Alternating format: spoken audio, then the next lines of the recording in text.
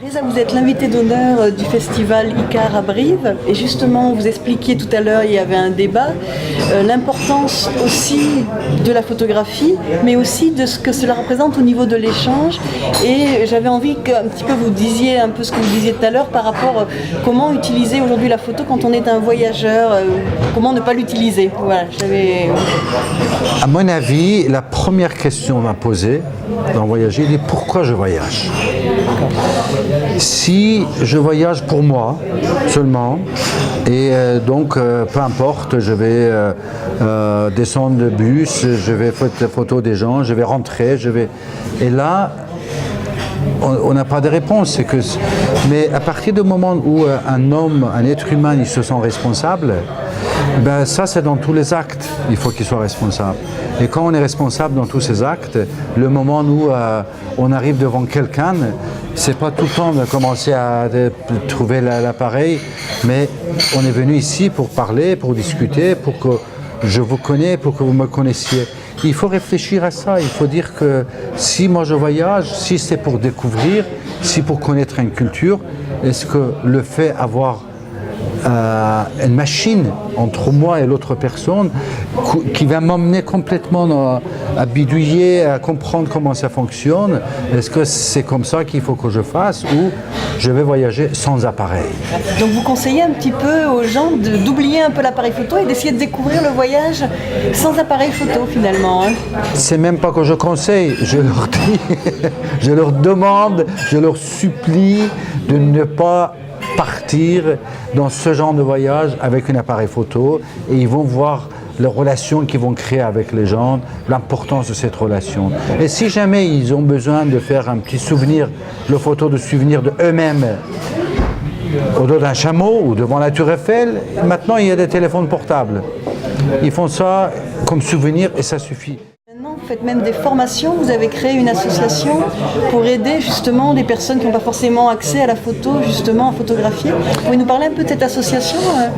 D'une part, l'idée de dire que le monde a besoin de se connecter, mais pas par les photos des touristes, par les gens vraiment qui vivent l'histoire, par les gens qui ont quelque chose à dire et qui veulent que le monde, ils les entendent, ils les voient ce qui se passe. Donc il y a 10 ans, j'ai créé une association qui a commencé ses premières opération en Afghanistan, à Kaboul, juste le moment de la guerre avec les talibans. À ce moment-là, j'ai créé ça. Et que ça continue maintenant. Mon concept, c'était je vais former des femmes afghanes de devenir des journalistes, des photographes, des caméramans, des cinéastes, des gens qui ont la culture et communication, tous ces outils. Et leur donner les moyens de parler au monde, d'expliquer au monde leur vie, leur quotidien, leurs histoires. Et c'est ça que ça crée des liens, d'une part, entre les peuples, et d'autre part, entre nous. La démocratie, on n'emmène pas avec les fusils. C'est intéressant. On emmène la démocratie avec la parole libre, avec la liberté d'expression, avec le média libre. S'il n'y a pas de média libre, il n'y a pas de démocratie.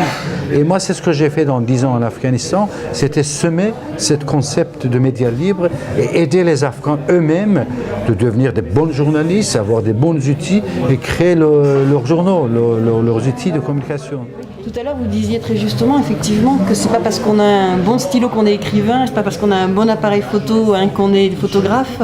Et donc pour le touriste, c'est vrai que l'important aussi, c'était finalement peut-être réapprendre à utiliser ses yeux, parce que finalement, notre outil de base, c'est finalement notre sensibilité et je dirais la part de folie qu'on a ou d'imagination qu'on a en nous tous, non, et oublier un peu la technique, oublier les appareils photo. Ce qui se passe aujourd'hui dans le tourisme, c'est un vrai esclavage aussi. Pour moi, c'est un esclavage et une pollution matérielle, pollution physique, pollution culturelle entre les peuples. Mais comme on dit, industrie de tourisme, et on sait très bien comment les industriels, avec les publicités, ils peuvent anesthésier les gens.